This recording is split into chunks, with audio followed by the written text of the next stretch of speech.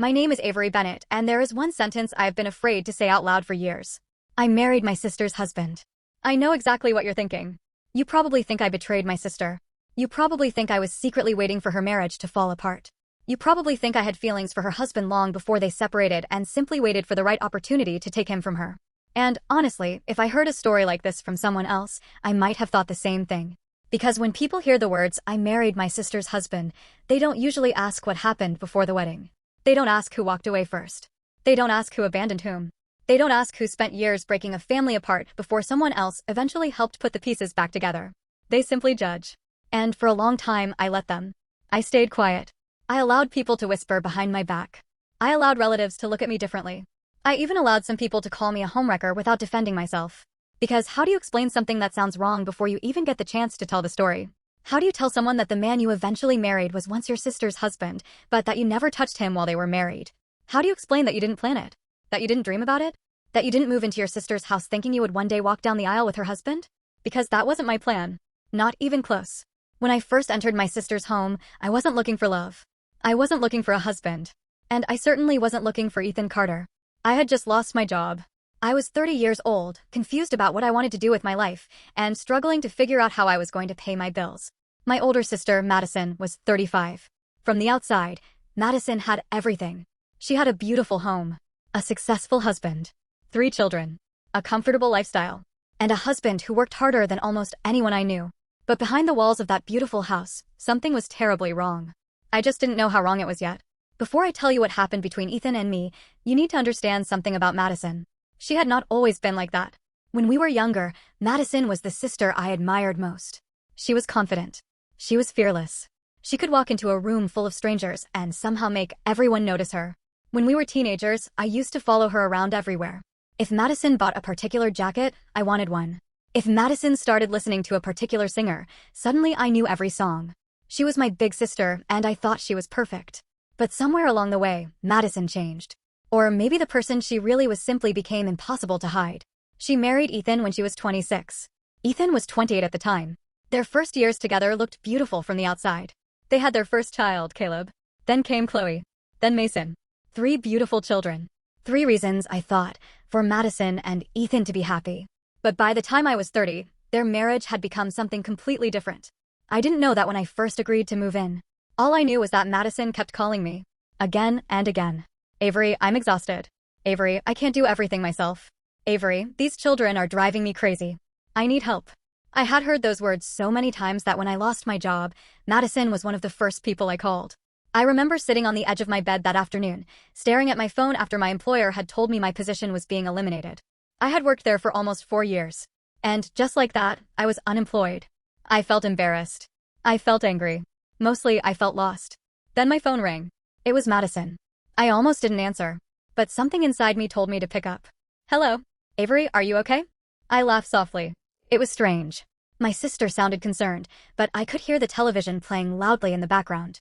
I lost my job, I told her. There was a brief silence. Then Madison said something I never expected. Come stay with us. I sat up. What? Come stay here for a while.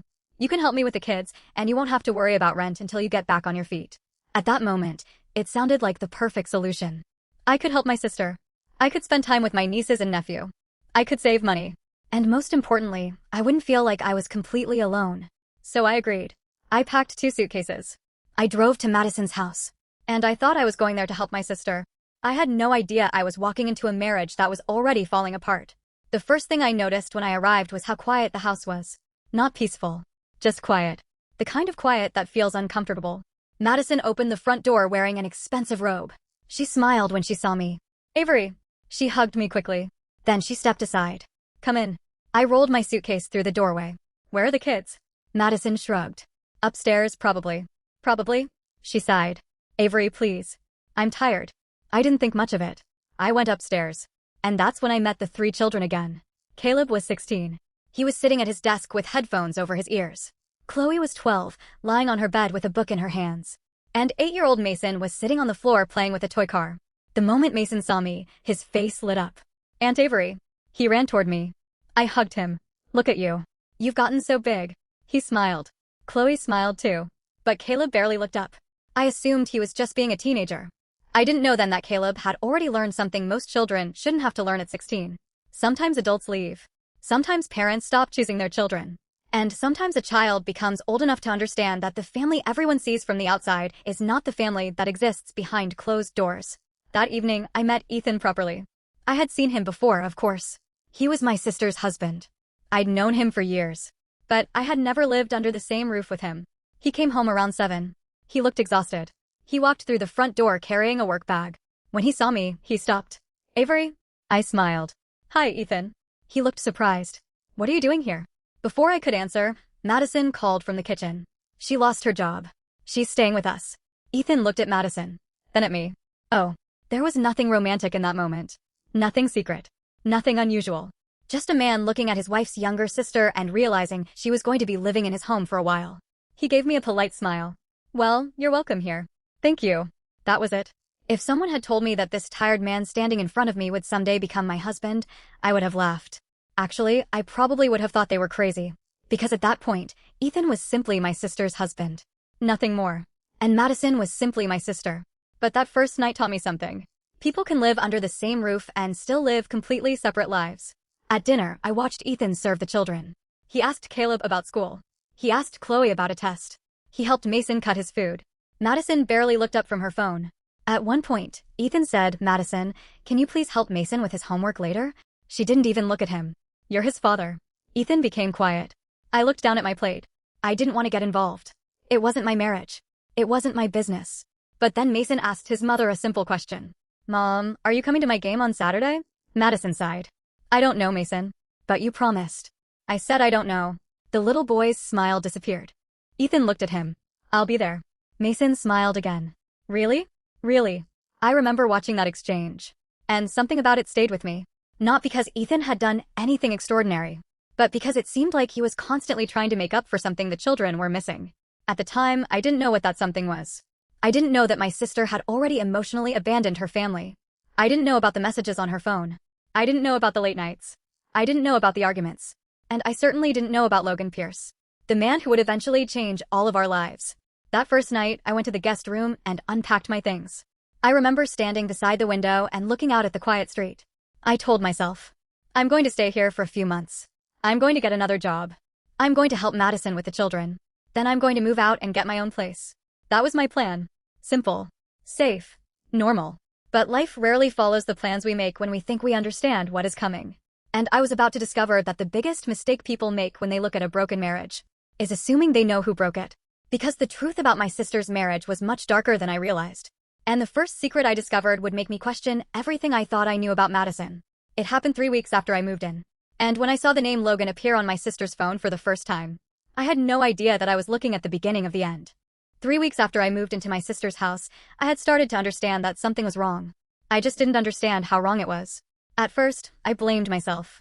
I thought maybe I was simply noticing things because I was living with them now. Before I moved in, I only saw Madison and Ethan during family gatherings. I saw the smiles. I saw the photographs. I saw the children running around. I never saw what happened after everyone went home. But now I did. I saw the way Madison spoke to Ethan. I saw the way Ethan stopped arguing because he already knew how every argument would end. I saw the way the children looked at their mother before asking her for anything, as if they were trying to figure out what mood she was in first. And I saw something else. Madison was becoming increasingly secretive. Her phone was always in her hand. She changed her password. She took calls outside. And whenever Ethan entered the room while she was texting, she would turn her screen away. At first, I didn't think much of it.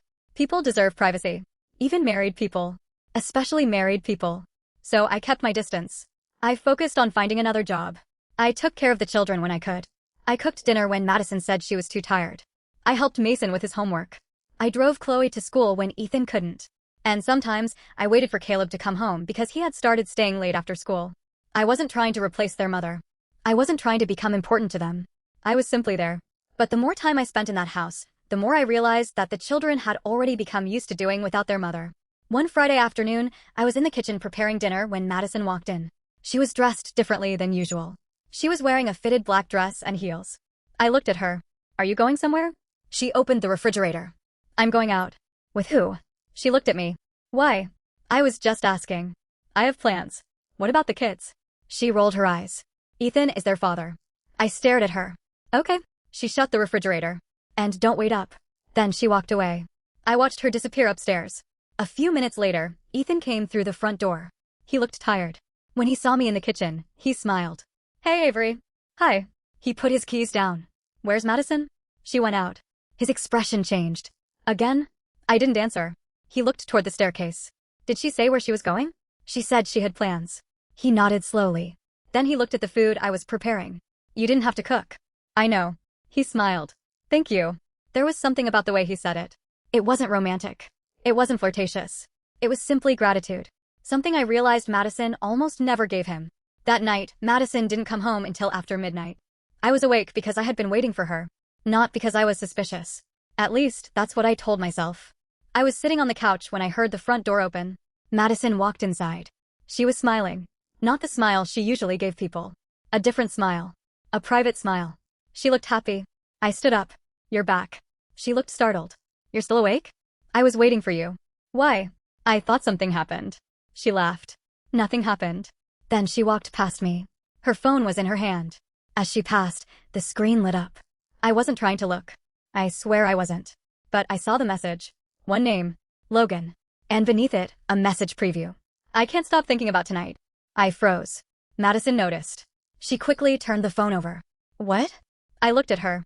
Who's Logan? For a moment, neither of us spoke. Then Madison smiled. It was the kind of smile people use when they're trying to make you feel foolish for asking a question.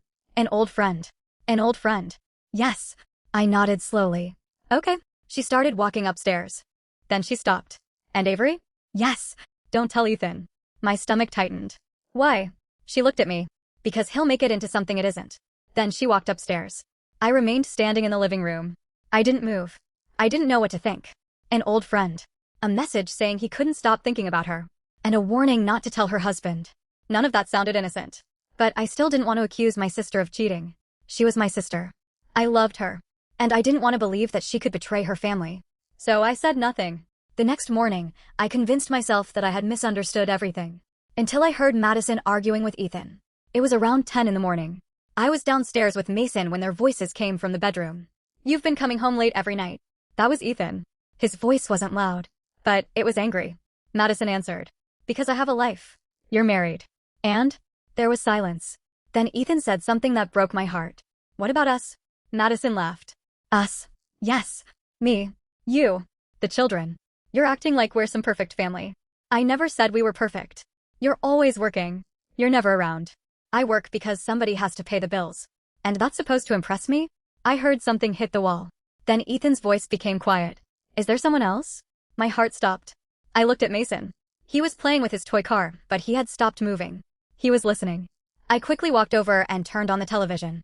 I didn't want him hearing his parents fight. But then Madison said something that I would never forget. You don't get to question me. I'm your husband. Maybe I don't want you to be. Silence. Complete silence. Then I heard Ethan say, do you love me anymore? Madison didn't answer immediately. And somehow, that silence was worse than any answer. Finally, she said, I don't know. I closed my eyes. I felt like I had accidentally walked into something deeply private. I took Mason outside. We sat on the back porch. He played with his car while I stared at the yard. After about 10 minutes, Ethan came outside. His face looked different. Older. Tired. He sat beside us. Mason immediately climbed onto his lap. Daddy? Yeah. Are you okay? Ethan smiled. I'm fine. Children can tell when adults are lying. Mason knew. I knew. And Ethan knew that we knew. But nobody said anything. That afternoon, I decided to confront Madison. Not about Logan. Not yet. I simply wanted to understand what was happening. I found her in her bedroom getting ready. Madison. What? Can I ask you something? She continued applying makeup. Sure. Are you happy? Her hand stopped. What kind of question is that? A normal one. She laughed. Avery, I'm married. I have 3 kids. I'm fine. That wasn't what I asked. She turned around. You're living in my house, and I appreciate you helping with the children, but don't start judging my marriage. I wasn't judging you. It sounds like you were. I just think Ethan is hurting. Her expression hardened. Ethan always acts like he's the victim. He seems to be trying. Trying what? To keep the family together. She rolled her eyes. Maybe I'm tired of keeping a family together that I don't even want anymore. I stared at her. What do you mean? She picked up her purse. I mean exactly what I said. Madison, you're married. I know. You have children. I know. Then why? Because I want something different. Her voice echoed through the room. She took a breath. I want more, Avery. More what? More life. She walked toward the door. I don't want to spend the next 20 years cooking dinner, cleaning the house, taking children to school, and waiting for my husband to come home from work. But Ethan works hard for all of you. And? I couldn't believe what I was hearing. What do you want him to do? She looked at me. I want a man who can give me the life I deserve. That sentence stayed with me. I didn't know who she was talking about. But deep down, I already suspected. That night, I couldn't sleep. I kept thinking about the name on her phone. Logan. The next morning, I woke up early. I went downstairs to make coffee. Madison was already there. She was standing near the kitchen window, talking quietly on her phone. I didn't want to interrupt her, so I stopped. Then I heard her say, "I told you I'm ready." My heart started beating faster. She continued, "No, he doesn't know yet." Pause. "I'll handle it." Another pause. Then she smiled. "You promised me we could have everything." I stepped backward before she could see me. I returned upstairs. I sat on the edge of my bed. And for the first time, I realized something terrifying. Madison wasn't simply unhappy in her marriage. She was planning something. And whatever she was planning involved a man named Logan. A wealthy man who had apparently returned from her past. I still didn't know who he was. But I would soon find out. Because later that same week, Madison left her phone on the kitchen counter. And this time, when it lit up, I saw a message that changed everything. "I've bought the house. When are you leaving him?" I stared at those words for several seconds. Then I heard footsteps behind me. I turned around. Madison was standing in the doorway. She was looking directly at me. And she knew I had seen the message. Neither of us spoke. Then she slowly walked toward me. "Avery," she said quietly. I swallowed. "Who is Logan?" Madison looked at me for a long moment. Then she smiled. And that was the moment I realized my sister wasn't planning to save her marriage. She was planning to leave it. Madison stared at me. For several seconds, neither of us said a word. I was still standing beside the kitchen counter, staring at the message on her phone. "I've bought the house. When are you leaving him?" My heart was pounding. I looked at my sister. "Who is Logan?" She didn't answer. Instead, she reached for her phone. I didn't move. "Madison." She took the phone from the counter and locked the screen. "It's none of your business." I couldn't believe she had said that. None of my business? Yes. You're married to Ethan. I know. You have 3 children. I know, Avery. Then how can you say it's none of my business when someone is asking you when you're leaving your husband? Her expression hardened. You weren't supposed to see that. I wasn't looking for it. I don't care. She slipped the phone into her purse. Then she looked directly into my eyes. Stay out of my marriage. I felt something inside me break. Not because she had insulted me. Because I suddenly understood that my sister had already made a decision. She was leaving. And she wasn't afraid of what it would do to Ethan. She wasn't afraid of what it would do to the children. She was thinking about herself. Does Ethan know? I asked. She laughed. Ethan doesn't need to know yet. Yet? Yes. When were you planning to tell him? When the time is right. I shook my head. Madison, this isn't some job resignation. I know what it is. Then why are you doing this? She stared at me. Because I'm tired. You're tired of what? This life. I looked around the kitchen. This life. She gestured toward the house. This house. This marriage. These responsibilities. Everything. I couldn't believe it. Those children love you. She looked away. They'll be fine. They're your children. And Ethan is their father. So you're just going to leave them? She didn't answer. That silence told me everything. I wanted to scream. I wanted to shake her. But instead, I lowered my voice. Who is he? She finally looked at me. Logan. Who is Logan? She sighed. He was my boyfriend before Ethan. I stared at her. What? Before I met Ethan. You never told me that.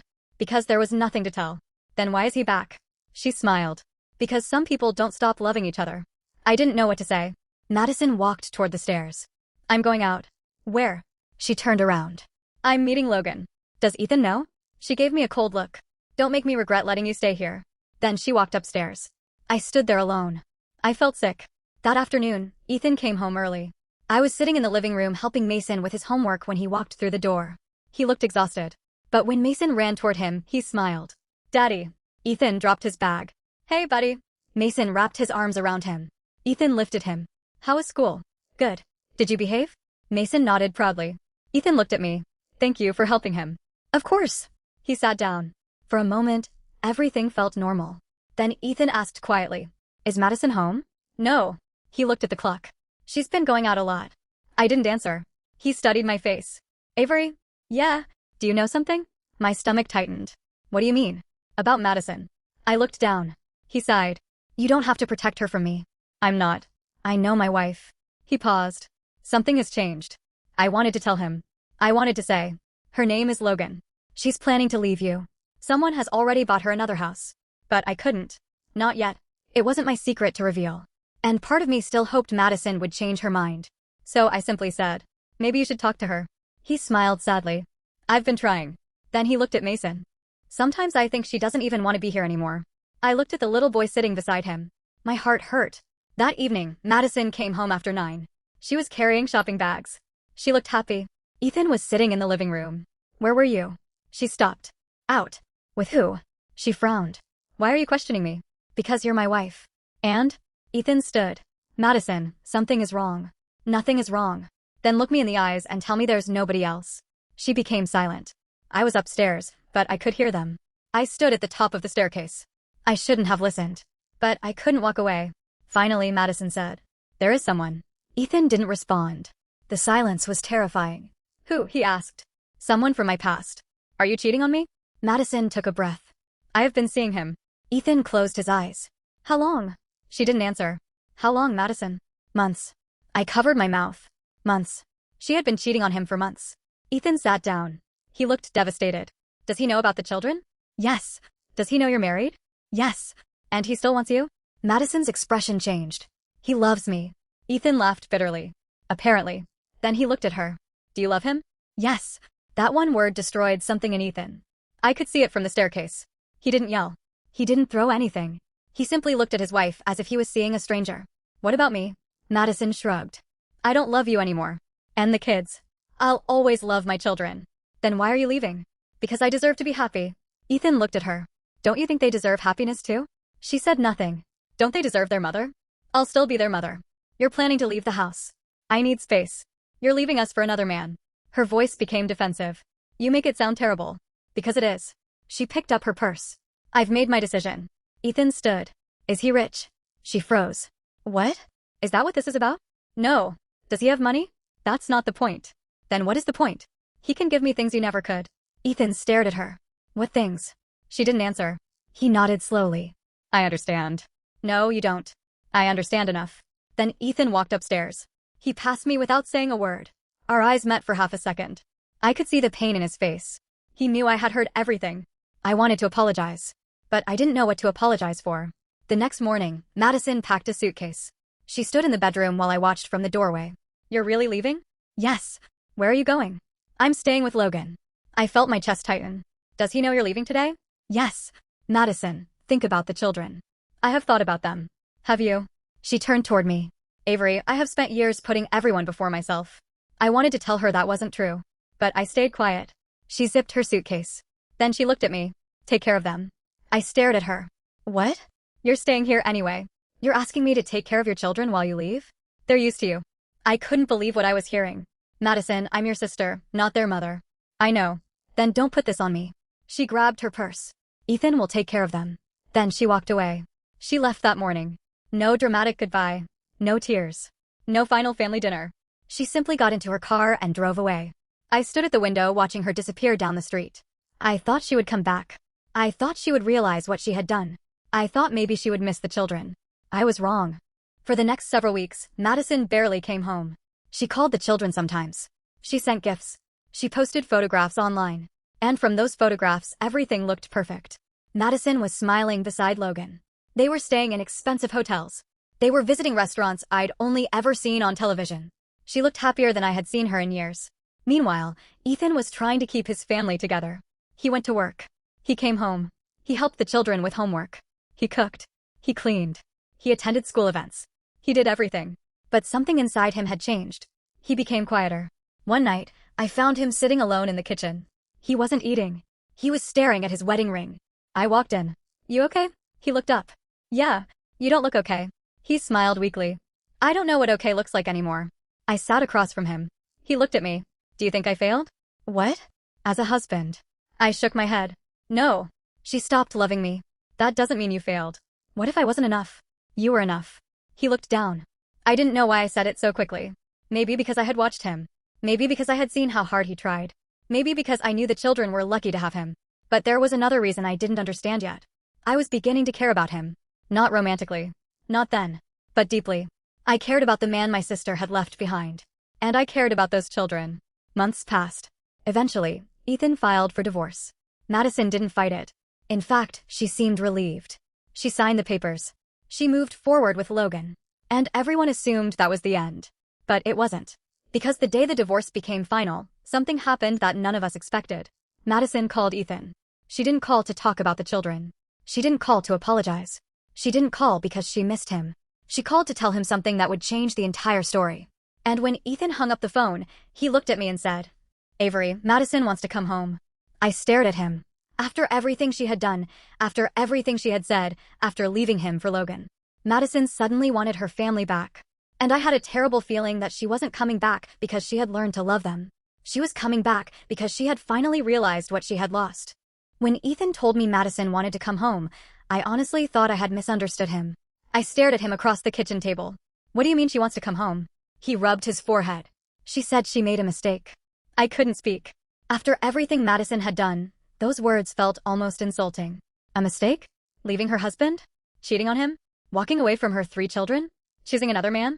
Was all of that just a mistake? Ethan looked exhausted. "She wants to see the children tomorrow." "That makes sense." He nodded. "She also wants to talk to me." I hesitated. "Are you going to see her?" "I don't know." "You don't owe her anything." "I know." He looked toward the hallway. "But she is still their mother." That was Ethan. Even after everything, he couldn't stop thinking about the children. The next afternoon, Madison arrived. I was in the kitchen when I heard the front door open. Then I heard Mason scream, "Mommy!" I walked into the living room. Madison was standing there with her arms open. Mason ran straight into them. For a few seconds, she held him tightly. Then Chloe walked toward her. She stopped several feet away. Madison smiled. Chloe didn't move. "Hi, Mom." Madison's smile faded slightly. Then she looked toward the staircase. Caleb was standing there. 16 years old. Tall. Quiet. His expression was unreadable. Madison opened her arms. "Come here, sweetheart." Caleb shook his head. "No." The room went silent. Madison looked stunned. "What?" I said no. "Caleb, I'm your mother." "I know." "Then why won't you hug me?" He stared at her. "Because you left." Madison's face changed. "I didn't leave you. You left the house. I needed time. You left." Her eyes filled with tears. "You don't understand." "No," Caleb replied. "You don't understand." I looked at Ethan. He was standing near the doorway, saying nothing. Madison turned to him. "Can we talk?" Ethan nodded. They went into the kitchen. I took Mason upstairs. But Chloe remained downstairs. I didn't want to leave her alone, so I stayed with her. We could hear their voices. Not clearly. Just enough to know they were arguing. After about 20 minutes, Ethan walked out. His face was pale. Madison followed him.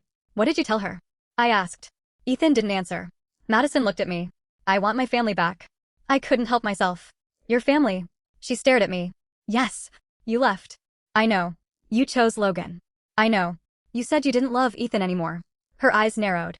"I've changed." I shook my head. "You can't just walk back in because you changed your mind. I can when these are my children." Ethan finally spoke. "Madison, nobody is stopping you from being their mother." "Then let me come home." "This isn't your home anymore." Her face went still. I could see that sentence had hurt her. "This is my house too." "No," Ethan said quietly. "It isn't." She looked at him. "What do you mean?" "You gave it up. I never signed it over to you. You left. That doesn't mean I stopped being your wife." Ethan stared at her. "You signed the divorce papers." Madison's eyes filled with tears. "I thought I was making the right decision." "You did." "No, I didn't. That was your choice." She looked at him for a long moment. Then she said something that surprised me. "I left because I thought Logan could give me everything." Ethan didn't respond. "He promised me a different life." She laughed bitterly. "He promised me luxury. Travel. A beautiful house. He told me I deserved better." Ethan's voice was quiet. "And did he give you that?" Madison looked away. "No." That was the first time I realized things with Logan hadn't gone the way she expected. I didn't ask what happened. I didn't need to. Her face told the story. The man she thought would give her everything had apparently given her something else. Regret. That evening, after Madison left, Ethan sat alone in the living room. I brought him coffee. He looked at me. "Thank you." I sat across from him. "Are you okay?" He gave a small laugh. "I don't know. What happened with Logan?" Ethan looked down. She said he wasn't who she thought he was. I stayed quiet. She said he became controlling. My eyes widened. Controlling? She said he didn't like her spending money without asking him. He didn't like her going out with friends. He didn't like her talking to certain people. I frowned. But he was the one who promised her freedom. Ethan gave a sad smile. "People promise you anything when they're trying to win you." I didn't know what to say. Then Ethan looked at me. Do you think I'm cruel for not letting her come back? No. He looked relieved. I thought maybe I was. You're not. He nodded. She left because she believed I wasn't enough. I shook my head. She left because she wanted something different. He looked at me. What's the difference? You can't make someone stay. For some reason, Ethan smiled. It was the first genuine smile I'd seen from him in months. That's true. From that day forward, Madison started coming around more often. At first, it was for the children. She would take them to lunch. She would buy them clothes. She would take Mason to the park. She tried to rebuild her relationship with Chloe. But with Caleb, things were different. He refused to trust her. And Madison hated that. One afternoon, I heard them arguing. You're punishing me, Madison said. Caleb replied, I'm not punishing you. Yes, you are. No. I'm remembering. Madison went quiet. What does that mean? It means I remember what it felt like when you left. You don't know what I was going through. And you don't know what we were going through. I heard Madison crying. Caleb continued. Dad was here. I know. He was the one who made dinner. I know. He was the one who took Mason to school. I know. He was the one who stayed when we were sick. I know. And you were with Logan. Silence. Then Caleb said the words that made Madison break down. So don't come back now and act like you never left. I walked away. I didn't want to hear anymore. But that night, something changed. Madison came to my bedroom. She knocked softly. Can I come in? I nodded. She sat on the edge of the bed. For a moment, she didn't say anything. Then she whispered. I hate you. My heart dropped. What? She looked at me. I hate you because they love you. I stared at her. What are you talking about? You came here for a few months. I came because you asked me to. I know. You told me you needed help. I know. She wiped her tears. But now they talk about you all the time. Madison, I'm not trying to replace you. You already did. No, I didn't. She shook her head. You don't understand. What don't I understand? You became everything I wasn't. I felt uncomfortable. You're their mother. Was. No. You still are. She looked away. I don't know how to fix this. I didn't have an answer. Because the truth was, some things couldn't be fixed simply by saying sorry. The children had memories. Ethan had memories. And the marriage was already over. A few weeks later, Madison stopped coming around as often. She started spending time with Logan again. Apparently, they were trying to work things out. I thought that was probably for the best. If Madison wanted Logan, she should figure out what she truly wanted. And if she didn't want him, she needed to accept that Ethan was no longer waiting for her. Meanwhile, something unexpected began happening in our house. Ethan was healing. Slowly. He started laughing again. He started going out with friends. He began thinking about his future. And he started treating me differently. Not in a romantic way. At least, not yet. But there was a closeness between us that hadn't existed before. One evening, we were sitting on the porch. The children were inside watching a movie. Ethan looked at me. Do you remember when you first moved in? I smiled. You looked terrified. I was. You thought you'd be here for a few months. I still remember telling myself that. He laughed. Funny how life works. We sat quietly. Then he said, You saved this family. I immediately shook my head. No, I didn't. Yes, you did. Ethan, you saved this family. He looked at me. I don't know if I could have done it without you. My heart started beating faster. I didn't understand why. I looked away. You would have. He shook his head. Maybe. Neither of us spoke. Then I heard the back door open. Caleb stepped outside. Dad? Yeah? Can I talk to you? Ethan stood. Sure. As they walked inside, I remained on the porch. I put my hand over my heart. I didn't know what was happening to me. And I didn't want to know. Because even though Madison was no longer married to Ethan, she was still my sister. And Ethan was still the man she had once loved. I told myself there was nothing to worry about. I told myself that whatever I was feeling was simply gratitude. Nothing more. But I was wrong. Because a few weeks later, something happened that forced me to confront a feeling I had been desperately trying to ignore. Ethan got sick. It wasn't anything serious. But when he came home with a fever one evening, I spent the entire night taking care of him. I made him soup. I brought him medicine. I checked his temperature. And when he finally fell asleep, I sat beside him for a moment. I looked at his face. And suddenly, a thought entered my mind. A thought I immediately hated myself for having. What would it feel like to be loved by a man like Ethan? I stood up quickly. No. I whispered it to myself. No, Avery. I walked out of the room. Because I knew exactly what that thought meant. Something had changed. And I was terrified. Not because Ethan had done anything wrong. Not because we had crossed a line. We hadn't. But because for the first time, I was beginning to see my sister's former husband as a man, not simply as my sister's husband. And I knew that if I allowed those feelings to grow, my entire life could change. What I didn't know was that Ethan was beginning to feel something too. And neither of us was prepared for what would happen when we finally admitted it. After that night, I tried to convince myself that nothing had changed. I went about my normal routine. I woke up. I helped the children get ready for school. I searched for jobs. I cooked dinner. I cleaned. I laughed with Mason. I helped Chloe with her homework. I listened when Caleb needed someone to talk to. And I treated Ethan exactly the way I had treated him before. At least, I tried to. But something inside me had shifted. I couldn't look at him the same way anymore. It wasn't because Ethan had suddenly become more attractive. He hadn't changed. He was still the same man who had sat quietly at our dinner table while Madison ignored him. The same man who woke up early to take the children to school. The same man who worked long hours and still came home to help with homework. The same man who had been abandoned by the woman he married. The difference was me. I had started noticing him. Not as my sister's husband. Not as the father of the children. But as Ethan. A man. A man who had been hurt and still found a way to be kind. And that scared me. So I began creating distance. If Ethan came into the kitchen, I found a reason to leave. If he sat in the living room, I went upstairs. If he asked me to join the family for dinner, I suddenly remembered something I needed to do. I thought if I stayed away from him, the feelings would disappear. They didn't. One Saturday morning, Ethan came into the kitchen while I was making breakfast. Good morning. Morning. He looked at me. You've been avoiding me. My hand stopped. No, I haven't. He smiled. You have. I've just been busy. Avery. I looked at him. Yeah. Did I do something? No. Then why are you acting differently? I didn't know what to say. So I lied. I'm not. He studied me for a moment. Then he nodded. Okay. He turned around. But before he walked away, he said something that stayed with me. You know you can talk to me, right? I swallowed. I know. He left the kitchen. I leaned against the counter and closed my eyes. That was the problem. I knew I could talk to him. And I was beginning to want to. A few days later, I finally found another job. It wasn't my dream job, but I was relieved. I remember coming home with the biggest smile on my face. I got it. Mason came running. Got what? A job. He hugged me. Yay! Chloe came downstairs. Congratulations. Caleb even smiled. That's good, Aunt Avery. Then Ethan walked in. What happened? I turned toward him. I got the job. His face lit up. Seriously? I nodded. He hugged me. It happened so naturally that I didn't have time to think. His arms went around me. My arms went around him. For a few seconds, I forgot everything. I forgot Madison. I forgot the divorce. I forgot what people would say. I simply felt safe. Then we pulled apart. And I immediately stepped backward. Ethan looked at me. I looked away. Neither of us said anything. That night, I barely slept.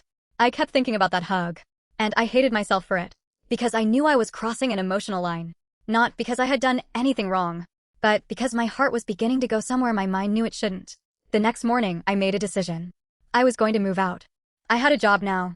I could afford a small apartment. I could finally leave. I thought distance was the only way to protect everyone. So I started looking for apartments. I didn't tell Ethan. I didn't tell the children. I planned to leave quietly. But Caleb found out. He walked into my room one afternoon while I was looking through apartment listings. Are you leaving? I froze. What? You're looking for a place. I closed my laptop. Caleb. Why? I'm getting my own place. Why? Because I have a job now. That doesn't answer my question. I looked at him. He was staring at me with the same serious expression he had worn when he confronted Madison. I think it's time. He shook his head. No. I smiled sadly. Caleb. No. He sat down. You can't leave. My heart hurt. You'll be okay. We're okay because you're here.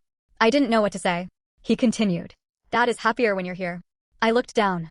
That's not your responsibility. I know. Then don't worry about it. But I do. He stood. You're the only adult in this house who doesn't make everything about themselves. That sentence broke my heart. I hugged him. You deserve to have adults who take care of you. You do. I pulled back. I love you. I love you too. Then he walked out. I sat there for several minutes. I realized something. Leaving wouldn't simply be about me anymore. The children had become attached to me. And Ethan. I didn't want to admit how attached I had become to him. That evening, Ethan found me sitting on the porch. He sat beside me. Caleb told me you're moving out. I sighed. He did.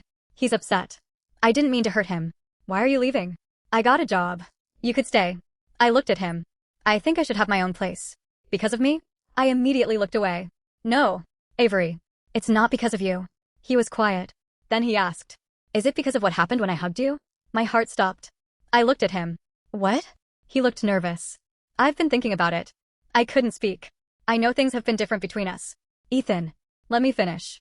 I stayed silent. He looked toward the yard. I know you're my ex-wife's sister. I swallowed. And I know what people would think. Then we shouldn't talk about this. I agree. I looked at him. He continued. But pretending nothing is happening doesn't make it disappear. My eyes filled with tears. Nothing should happen. I know. Madison is your ex-wife, but she's still my sister. I know. And the children are involved. I know. And people will say I was waiting for you. I know. Then why are we talking about this? He looked at me. Because I think I'm falling in love with you. Everything around me seemed to stop. I couldn't breathe. I stared at him. He didn't reach for me. He didn't try to touch me. He simply sat there. Waiting. I finally whispered. Don't say that. Why? Because I don't want to hear it. Why? Because I think I'm falling in love with you too. His eyes softened. But neither of us smiled. There was no excitement. No celebration. Only fear. Because we both understood what those words meant. We sat there in silence. Then I stood. I need to go inside. Avery. I can't. I walked away. That night I cried. Not because I didn't love him. Because I did. And I knew that loving Ethan would come with a price. The next morning I told him we needed boundaries. No private conversations. No being alone together unnecessarily. No touching. No pretending we're a couple. Ethan agreed. We decided that if we were ever going to explore our feelings, we had to wait. We had to make sure this wasn't simply loneliness. We had to make sure it wasn't because I had spent months watching him suffer. And most importantly, we had to make sure the children came first. So we waited. Months passed. We didn't date. We didn't kiss. We didn't secretly meet. We simply lived our lives. Ethan focused on the children. I focused on my new job. And slowly, the feelings didn't disappear. They became stronger. But something else was happening too. Madison had started calling more frequently. At first, she called to ask about the children. Then she began asking about Ethan. Is he seeing anyone? I remember the first time she asked me that. I said, I don't know. She laughed. You live in the same house. That's different. Does he still talk about me? No. Silence. Then she asked. Does he talk about you? My heart started beating faster. Why are you asking me that? I just want to know. Madison, you've moved on. Have I? I didn't answer. She hung up. A few days later, she came to the house unexpectedly. She stood outside the front door. I opened it. She looked at me. Then she looked past me. And when she saw Ethan sitting in the living room with the children, something changed in her expression. She looked jealous. Not heartbroken. Jealous. She stepped inside. Ethan. He stood. Madison. She smiled. You look good. Thanks. Her eyes moved toward me. Then back to him. So. She paused. You two are very comfortable together. I said nothing. Ethan didn't answer. Madison smiled again. But there was something cold behind it. I see. She picked up her purse. I'll be back tomorrow. Ethan frowned.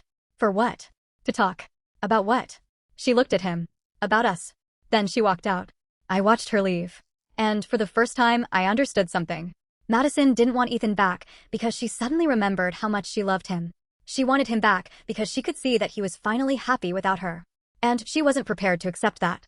The following evening, Madison returned. But this time, she didn't come alone. A black luxury car stopped outside our house. The door opened.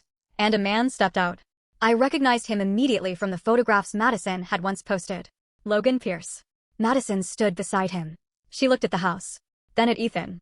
Then at me. And she smiled. But it wasn't a friendly smile. It was the smile of someone who had just realized she had found a new battle. She looked directly at me and said, Avery, we need to talk. Then she glanced at Ethan. Because I think you've forgotten something. I frowned. What? She stepped closer. This is my family. And for the first time, I realized that Madison wasn't planning to quietly accept the life she had abandoned. She had come back to reclaim it. Even if reclaiming it meant destroying mine. This is my family.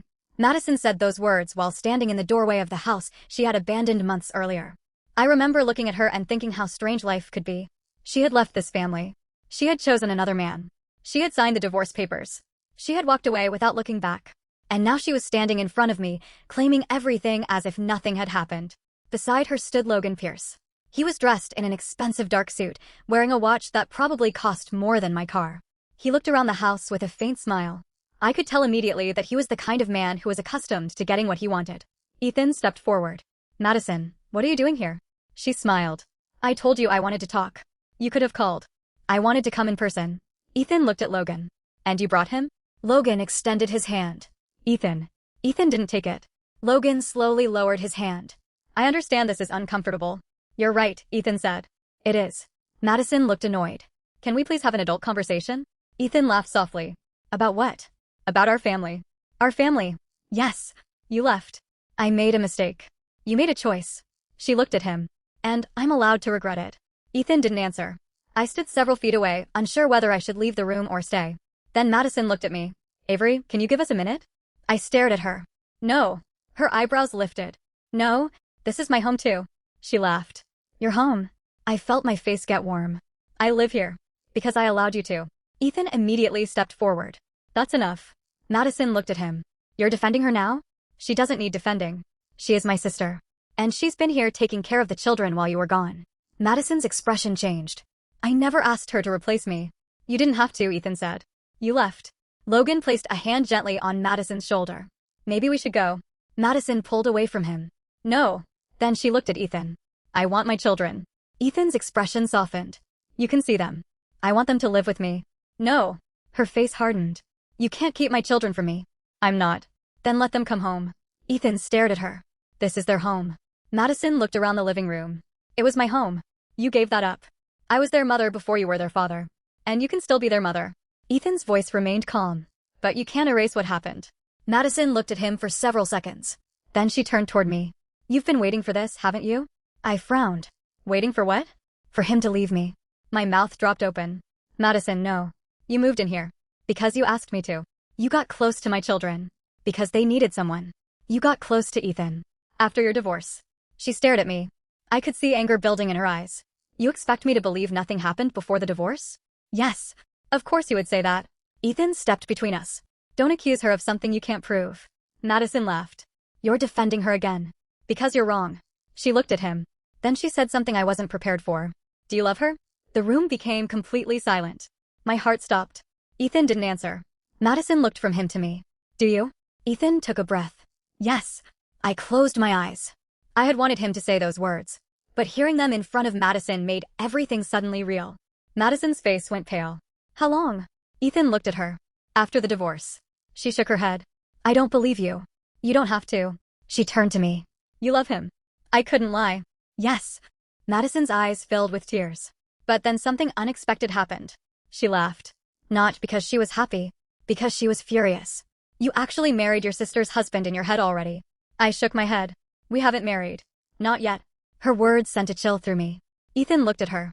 Madison, this isn't about you anymore. Her eyes flashed. It will always be about me. No. Yes. She stepped closer. You may have divorced me, but I am the mother of those children. And nobody is taking that away. You're taking my place. No one can take your place, Ethan said. You gave it up yourself. That sentence silenced her. Logan looked uncomfortable. He stepped closer to Madison. Let's go. She ignored him. Instead, she looked at Ethan. Do you really think she loves you? Ethan frowned. What kind of question is that? She feels sorry for you. I felt tears burning my eyes. That's not true. Madison continued. You were broken when she came into this house. She saw a lonely man. She saw children who needed her. She became important. I shook my head. No. You don't love him. I do. You're confused. I'm not. Madison looked at Ethan. And you? He answered immediately. I love her. Madison looked like she'd been slapped. For a few seconds, she didn't speak. Then she turned around. Come on, Logan. Logan followed her toward the door. Before leaving, Madison stopped. She looked back at us. This isn't over. The door closed. I stood there frozen. Ethan looked at me. You okay? I nodded. But I wasn't. Not completely. Because I knew Madison. And I knew she wasn't the kind of person who walked away quietly when she didn't get what she wanted. That night, she began making phone calls. She called our mother. She called relatives. She called family friends. And she told them a very different version of the story. According to Madison, I had moved into her house and seduced her husband. According to her, Ethan had been secretly in love with me while they were married. According to her, I had taken advantage of her absence. And according to her, I was trying to steal her children. The story spread quickly. My phone wouldn't stop ringing. One aunt called me. Avery, what did you do? I sat on the edge of my bed. What do you mean? Your sister says you and Ethan were having an affair. I closed my eyes. That isn't true. She says you betrayed her. I didn't. She says you moved into her house and took her husband. I felt tears roll down my face. That's not what happened. Then explain. I couldn't. Not because I was guilty. Because there were too many details. How could I explain months of watching my sister abandon her family? How could I explain the divorce? How could I explain falling in love after the marriage ended? How could I explain something that sounded impossible? I ended the call. Then another came. And another. By midnight, I had stopped answering. Ethan found me sitting on the floor beside my bed. He knocked. Avery? I wiped my face. Come in. He saw my phone. What happened? I handed it to him. He read the messages. His jaw tightened. She told them we were having an affair. I nodded. She told everyone. He sat beside me. You know the truth. That doesn't make it easier. No. He took a breath. I'll handle it. How? I'll tell them the truth. People won't believe you. Then they won't believe me. I looked at him. What if this destroys our family? He shook his head. Madison already destroyed the marriage. I looked down. I don't want to hurt her. I know. She is still my sister. I know. I don't want to become the person she says I am. Ethan took my hand. You aren't. I looked at our hands. For a moment, neither of us spoke. Then he said, you know what hurts the most? What? She could have come back and apologized. I looked at him. She could have admitted she made mistakes. He continued. She could have asked the children to forgive her. He shook his head. But instead, she came back demanding everything. I nodded. And now she's trying to make you look guilty. I whispered. Why? Because if she makes you the villain, she doesn't have to face what she did. Those words stayed with me. Because I realized he was right. Madison wasn't fighting for her family anymore. She was fighting to rewrite the story. But there was one person whose opinion mattered more than anyone else's. Caleb. The next morning, I found him sitting outside. He had his headphones around his neck. I sat beside him. Hey, you okay? He nodded. Then he looked at me. Mom is telling people you stole Dad. I swallowed. I know. It's not true. No. I know. I looked at him. How? Because I was here. He looked away. I remember everything. I didn't know what to say. He continued. You didn't steal Dad. I felt tears fill my eyes. You helped him. And you helped us. I put my arm around him. I never wanted to hurt your mother. I know. She is still your mom. He nodded. I know. Then he said something that broke my heart. But I don't want her to come back. Caleb. I don't. You don't have to hate her. I don't hate her. He looked at me. I just don't trust her. That was the difference. Forgiveness could happen. But trust had to be earned. And Madison had a lot of work to do. Later that afternoon, something arrived at the house. A large envelope. There was no return address. Ethan opened it. Inside was a photograph. It showed Madison and Logan together. But that wasn't what frightened me. Behind the photograph was a handwritten note. Ethan read it. His face changed. What does it say? I asked. He handed it to me. I read the words. If you think I'm going to let Avery take my family from me, you don't know me at all. I looked at Ethan. He looked back at me. And suddenly, I understood. Madison wasn't going to stop. She had already begun her fight. But she didn't know something. Neither did Logan. Because there was a secret about their relationship that had not yet come to light. And when that secret finally surfaced, it would completely change the way Madison looked at the man she had chosen over her husband. The man she thought would give her everything. Logan Pierce was hiding something. When Madison said, I want my place back, nobody spoke. I stood there staring at her. Ethan looked equally stunned. Even the children, who had been sitting in the living room, had gone quiet. Madison looked at all of us, as if she expected someone to understand what she meant. Finally, Ethan spoke. Madison, what place? She looked at him. My place in this family. You're their mother. I know. You've always been their mother. That isn't what I'm talking about. Her eyes moved toward me. I want the place I had before Avery came here. My heart sank. I knew exactly what she meant. She wanted her old position. She wanted to be the woman Ethan came home to. She wanted to be the woman sitting at the head of the family. She wanted to feel like she still belonged to him. But she had forgotten one important thing. She had walked away from that position herself. Avery didn't take your place, Ethan said quietly. Madison looked at him. You keep saying that. Because it's true. You don't understand. I understand perfectly. No, Ethan. Her voice became emotional. I spent years building this family. And then you left it. She flinched. I know. You chose Logan. I know. You told me you didn't love me anymore. I know. Then what exactly do you want from me? Madison looked down. I want another chance. The room became silent. I felt my heart tighten. Ethan didn't answer. Madison continued. I know I made mistakes. Mistakes? Caleb suddenly said from the living room. Madison turned toward him. Caleb. He stood. You keep calling everything a mistake. Madison's eyes filled with tears. I was wrong. You left us. I know. You chose another man. I know. You didn't even say goodbye properly. I know. Caleb shook his head. Then why do you keep coming back? Madison didn't have an answer. She looked at Ethan. Then at me. Finally, she whispered. Because I realized I was wrong. Caleb sat back down. But we're not waiting for you anymore. That sentence broke something in Madison. She looked away. Ethan walked toward her. You need to understand something. She looked at him. The children can forgive you. I know. You can rebuild your relationship with them. I want to. But you can't come back and expect everything to return to the way it was. Madison looked at me. I know. And you can't ask Avery to disappear. Her expression hardened. I'm not asking her to disappear. You are. No. You're asking for the life we have now. She stared at him. Yes. Then you're asking for her to lose everything. Madison shook her head. She took everything from me. I stepped forward. I didn't take anything from you. You have my husband. Your ex-husband. You know what I mean. Yes. My voice trembled. And that's why I feel guilty every day. Madison looked surprised. You do? Yes. I wiped my eyes. I feel guilty because you're my sister. I feel guilty because Ethan was once your husband. I feel guilty because the children are caught in the middle. Madison's expression softened slightly. But I also know something. What? You left. She looked down. You made the decision to leave. Yes. And I didn't fall in love with Ethan while you were married to him. I know. We waited. I know. We didn't betray you. She nodded slowly. I know. That was the first time she had admitted it. Then she said, but knowing that doesn't make it hurt less. I understood that. Because sometimes something can be fair and still be painful. Madison stayed that evening. Not in the house. She left after dinner. But the next morning she called. She wanted to take the children to breakfast. Ethan agreed. At first, everything went well. Mason talked nonstop. Chloe asked Madison questions about her life. Even Caleb eventually started talking. But when breakfast ended, Madison said something that changed the mood. I want you all to know that I'm coming back. Caleb looked at her. Back where? Back into your lives. You already are. I mean more. He frowned. What does that mean? Madison looked toward Ethan. It means I'm not giving up. Ethan sighed. Madison. She shook her head. No. I'm not going to pretend this doesn't hurt. She looked at him. I loved you before Avery ever came here. I know. And I know I ruined things. Yes. But I believe people deserve second chances. Ethan looked at her. They do. Then give me one. He shook his head. I can give you a chance to be their mother again. Her face fell. And what about being your wife? No. She looked down. I thought you'd say that. Then she stood. I'll see you tomorrow. Ethan watched her leave.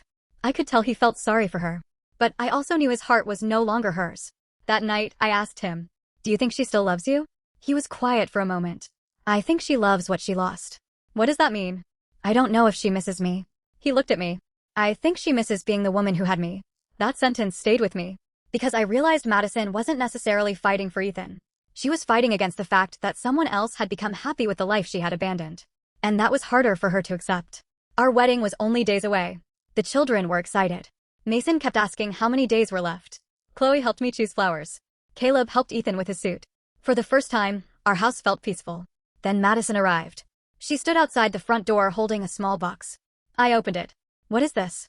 She handed it to me. Something I should have given you a long time ago. I opened the box. Inside was a necklace. It was one I'd admired when I was younger. I looked at her. Why are you giving me this? Because you're my sister. I didn't know what to say.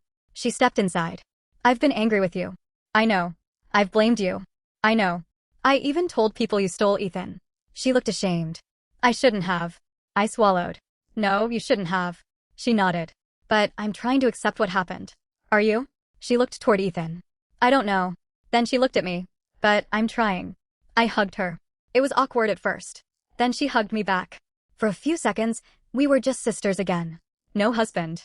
No divorce. No jealousy. No wedding. Just two women who had grown up together. When we pulled apart, Madison whispered, I'm happy for you. I wanted to believe her. Maybe she meant it. Maybe she didn't. But then she said, just remember something. What? You may be his wife soon. She looked at Ethan. But I'll always be the mother of his children. I nodded. I know. She smiled. Good. Then she left. I watched her walk down the driveway. I thought that perhaps we had finally reached peace. I was wrong. Because the very next morning, Madison called Ethan. And this time, she wasn't calling about the children. She was calling to tell him something that would change everything. She was pregnant. And she claimed the baby was Ethan's. The phone rang just after 7 the next morning. Ethan was still asleep. I was downstairs making coffee when I saw his name on the screen. Madison. I almost let it ring. After everything that had happened, I didn't know what she could possibly want so early in the morning. The phone stopped. A few seconds later, it rang again. This time, Ethan came downstairs. He looked at the screen. Madison. I nodded. He answered. Hello. For several seconds, he said nothing. Then his expression changed. What? I immediately knew something was wrong. He pulled out a chair and sat down. Are you sure? I watched him carefully. What do you mean? He looked at me but didn't answer. Then Madison said something on the phone that made him close his eyes. Okay. He was quiet again. I understand. Another pause. Then he said, No, Madison. We need to talk about this in person. He ended the call. I stared at him. What happened? He looked at me. Madison says she's pregnant. My hand stopped halfway to the coffee cup. Pregnant? He nodded. She's pregnant. I sat down slowly. For several seconds, neither of us spoke. Then I asked the question that immediately came to my mind. Is the baby yours? Ethan looked at me. No. His answer was immediate. There was no hesitation. But she said. She didn't say it was mine. I frowned. What exactly did she say? She said she's pregnant and she needs to talk to me. I felt a strange sense of relief. But it was mixed with confusion. Then why did you look so shocked? Because I wasn't expecting this. He stood. I need to see her. I nodded. Do you want me to come? He hesitated. No. I understood. This is something you need to handle. He nodded. Before he left, he came over and kissed my forehead. I'll be back. I watched him walk out. And for the first time since I had met him, I felt afraid of what Madison might say. Not because I believed Ethan would leave me. I trusted him. But because Madison had a way of turning every situation upside down. 2 hours later, Ethan came home. I was sitting on the sofa. The moment he walked through the door, I knew something had happened. He looked exhausted. What did she say? He sat beside me. She doesn't know what she's going to do. About the baby? Yes. Is Logan the father? Ethan nodded. Yes. I was quiet. Then I asked, why did she tell you? She said she didn't know who else to call. I frowned. She left him. Ethan nodded. They've broken up. When? A few days ago. I sighed. So the man she had left Ethan for was gone. And now she was pregnant. I couldn't imagine what Madison must have been feeling. Does she want you back because she's pregnant? Ethan looked at me. No. How do you know? Because she told me she doesn't expect me to take her back. That surprised me. What did she say? He looked down. She said she's finally beginning to understand that she can't keep running back to me every time something goes wrong. I sat beside him. That sounds like she's changing. Maybe. Do you believe her? I don't know yet. Neither did I. That afternoon, Madison came to the house. She wasn't wearing makeup. Her hair was tied back. She looked completely different from the woman who had once walked into the house with Logan beside her. She stood at the door. Can I come in? I stepped aside. Yes. She entered. Her eyes moved around the room. Then she looked at me. I owe you an apology. I didn't respond immediately. For what? For everything. She took a breath. I blamed you. Yes. I told people you stole Ethan. Yes. I said horrible things about you. Yes. She looked down. I was wrong. I nodded. I know. She sat down. I've been thinking about everything. What have you been thinking? That maybe I don't deserve to be forgiven. I sat across from her. Forgiveness isn't something I can give you on demand. I know. But you can earn trust again. She nodded. I want to. There was a long silence. Then she placed her hand over her stomach. I don't know what my life is going to look like now. I looked at her. You're going to have a baby. I know. Then you need to focus on that. She laughed sadly. That's what everyone keeps telling me. Because it's true. She looked at me. You're going to be his wife. I nodded. Yes. Do you love him? Yes. She smiled sadly. I can see that. I wasn't expecting that. She continued. And he loves you. Yes. She looked down. I used to think love was about what someone could give me. I listened. Money. Houses. Trips. Status. She shook her head. But I had something much more valuable. Ethan? She nodded. A man who came home every night. Her eyes filled with tears. A man who never made me wonder if he loved me. I didn't say anything. I had 3 children who thought I was their whole world. She wiped her cheek. And I traded all of that for a fantasy. I reached across the table. Madison. She shook her head. Don't feel sorry for me. I don't. She looked surprised. I feel sorry for the choices you made. She nodded. That hurts more. I know. For a moment, we were quiet. Then she said, I want to be at your wedding. My heart softened. You're my sister. I know. And I don't want you to be alone. She smiled. I don't want to be alone either. That evening, Madison stayed for dinner. It was strange. The children were laughing. Ethan was telling stories. Mason was asking for more food. Chloe was showing Madison pictures from school. Even Caleb eventually joined the conversation. For a moment, it almost felt like the family had been repaired. But I knew it hadn't. It had only changed. After dinner, Madison helped clear the table. She stood beside me at the kitchen sink. I used to think you were taking my life. I looked at her. I wasn't. I know. She rinsed a plate. You know what I finally realized? What? I was the one who gave it away. I didn't answer. She looked at me. And now I have to live with that. I placed my hand over hers. You can still build another life. She smiled. Maybe. Then she looked toward the living room. Ethan was helping Mason with something. He really loves you. I nodded. I know. And you really love him. Yes. She took a breath. Then don't be afraid of it. I looked at her. What? Your happiness. She smiled sadly.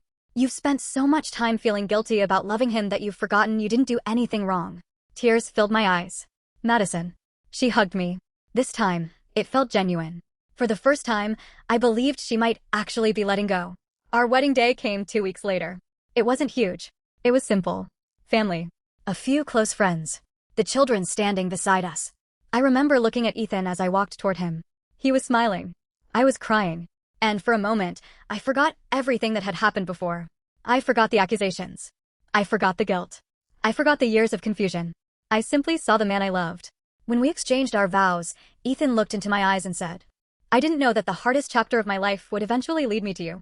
I cried. Then it was my turn. I never came into your life looking for love, I said. I came because I wanted to help my sister. But somewhere along the way, I found a family that taught me what love was supposed to feel like. The children applauded. Everyone laughed through their tears. And when Ethan kissed me, I heard Mason shout. Finally. Everyone laughed. Even Madison. She was sitting in the front row. She was smiling. But I noticed something in her eyes. It wasn't jealousy. It was sadness. Not because she wanted Ethan back. But because she was finally accepting that the life she had walked away from was no longer waiting for her. After the ceremony, Madison came to me. She hugged me tightly. I'm proud of you. I whispered. Thank you. She pulled away. Take care of him. I smiled. I will. She looked toward Ethan. And he'll take care of you. Then she turned toward the children. For the first time, I saw hope in her face. Maybe she couldn't have her old family back. But maybe she could build a new relationship with the people she had hurt. And maybe that was the beginning of her real redemption. I thought that was where our story would finally become peaceful. But life had one more emotional test waiting for us. Because a few months after our wedding, Madison gave birth to her baby. And Ethan was there. Not as her husband. Not as her lover. But as the father figure the children still trusted. And when he held that baby for the first time, I watched Madison's face carefully. She smiled. Then she whispered. I finally understand. What? I asked. She looked at Ethan holding her newborn. That family isn't something you own. She looked at me. It's something you take care of. And for the first time since this whole story began, I believed my sister might finally be ready to become the woman she should have been all along. Looking back now, I still find it hard to believe that my life turned out this way. If someone had told me years ago that I would lose my job, move into my sister's house to help her with her children, fall in love with her husband after their divorce, and eventually marry him, I would have told them they were crazy. But that became my life. And even after all these years, people still ask me the same question. How could you marry your sister's husband? I understand why they ask. I understand how the story sounds. But what they don't know is everything that happened before the wedding. I didn't enter my sister's home looking for a man. I didn't move in because I wanted Ethan. I moved in because I had lost my job and my sister told me she needed help with her children. I watched her marriage fall apart from the inside. I watched Ethan try to hold his family together. I watched 3 children wonder why their mother didn't seem to want to be around them anymore. And eventually, Madison made her choice. She left Ethan. She left the children. She chose Logan because she believed money, luxury, and a different life would make her happy. And I didn't become Ethan's wife until after their marriage was completely over. That's the part people often forget. Love didn't begin between us while they were married. It began afterward. Slowly. Reluctantly. And with more guilt than either of us knew how to explain. Even when Ethan asked me to marry him, I was afraid. I was afraid of what people would say. I was afraid of what my family would think. And most of all, I was afraid that one day I would look at myself and wonder if I had betrayed my own sister. But over time, I realized something. I didn't destroy Madison's marriage. I didn't force her to leave. I didn't make her cheat. I didn't make her choose another man. Those were her decisions. And I had to stop carrying the weight of choices I didn't make. As for Madison, our relationship didn't become perfect overnight. There were still difficult days. There were moments when she looked at Ethan and remembered the life they once had. There were moments when she struggled to see me as her sister instead of the woman who now had the life she once had. But she slowly changed. She became more present for her children. She stopped blaming everyone else for her mistakes. She learned to apologize. And most importantly, she learned that being a mother wasn't about simply having children. It was about showing up for them. Caleb eventually forgave her. Not immediately, but slowly. Chloe began spending more time with her. And Mason, being the youngest, never stopped loving his mother. That was one thing about children that always amazed me. Adults remember everything. Children sometimes just want to be loved. Madison also learned to accept that Ethan and I were not going to change our minds. She didn't become my best friend. Maybe we never will. But she became my sister again. And that was enough for me. As for Ethan and me, we're still together. We built a life that neither of us expected. Our marriage isn't perfect. No marriage is. But we talk. We listen. We choose each other. And every time I look at him, I remember the woman I was when I first walked through that front door with 2 suitcases. I was just a woman who had lost her job and wanted to help her sister. I had no idea that the house I entered would change my entire life. Sometimes I wonder what would have happened if Madison had never left. Maybe Ethan and I would never have fallen in love. Maybe I would never have known what it felt like to be part of the family in the way I eventually became. Maybe our lives would have taken completely different paths. But I don't spend my days wondering anymore. I've learned that sometimes life gives us circumstances we never asked for. And sometimes the hardest thing we can do is accept that we cannot control how someone else's choices affect our future. I didn't steal my sister's husband. I married a man whose marriage to my sister had already ended. I didn't plan it. I didn't expect it. And I certainly didn't imagine that the woman who would eventually stand beside me at my wedding would be the same woman whose husband I was marrying. But that's my story. And if there's one thing I've learned from everything that happened, it's this. You cannot abandon something and then expect it to remain exactly where you left it. People change. Children grow. Hearts heal. And sometimes, while you're busy searching for a better life, the life you already had is quietly becoming someone else's blessing. I am Avery Bennett. And yes, I married my sister's husband. But now you know the story behind those words. If this story touched your heart, made you angry, surprised you, or simply made you see the situation differently, I would love to hear from you. What would you have done if you were Avery? Would you have married your sister's ex-husband after the divorce? Or would you have walked away because he was once your sister's husband? Tell me what you honestly think in the comments. And if you're watching this story and you haven't subscribed yet, please subscribe to Good News Stories, turn on the notification bell, and stay with us for more emotional, powerful, and unforgettable stories. Don't forget to like this video and share it with someone who enjoys stories that make you think. Thank you so much for watching. Until our next story, take care of yourself, take care of the people you love, and remember, sometimes the truth behind a story is very different from the way it looks from the outside. See you in the next story. Red Heart.